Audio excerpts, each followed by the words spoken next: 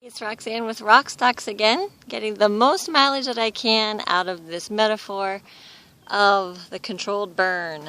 And I'm back in the nature preserve again and seeing the ravages of the fire, but also seeing this time signs of new life. And I was going to share one additional tangent that kind of goes along with this metaphor of deciding that we need to draw demarcation lines because we have sections in our heart that need to be burned out, that need to be burned so that we can control the underbrush so that they don't rage out of control. And there's another tangent to that which I was thinking of is that when that happens, it hurts, right? I mean, fire is fire. It burns. Obviously, it's going to make sure that later it doesn't burn out of control to the point where everything catches on fire and the whole place burns down. But it is going to hurt. But eventually what's going to come out of it is new life. See that green growing up right there amid the black? In fact, I don't even know if you can see it, but like, it's just so black. But then the green comes out.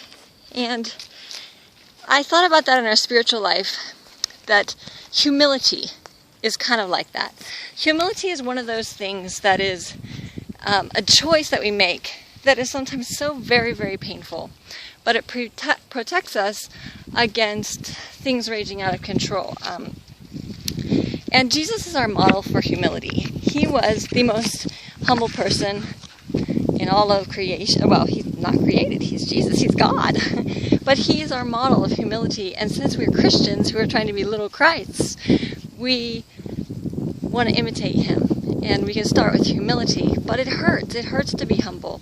But meekness is controlling and restraining the anger and the power that we rightfully, think we have the right to have.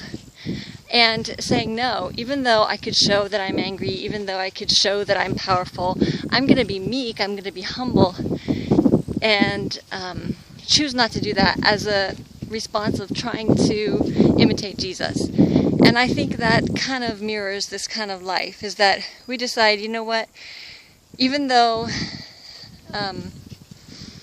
we could let it grow, let it continue to sit there, build up. No, we have to be humble. We have to let it go. Okay, that was my thing. And also, there's a really great book called Spiritual Equipping for Missions by Ryan Shaw. And in his book, he talks about how humility is the on-ramp to joy and exhilaration. But it's impossible, humility is, without the Holy Spirit's empowering.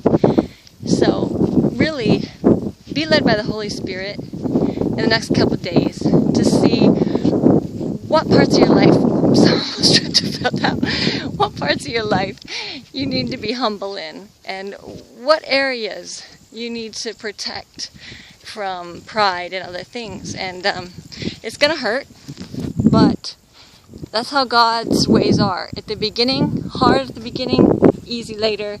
The world's ways, easy now, much harder later. So stay in the Word, imitate Christ this week, be humble, and let's see that new life growing up after you go through the pain of that. All right, God bless you.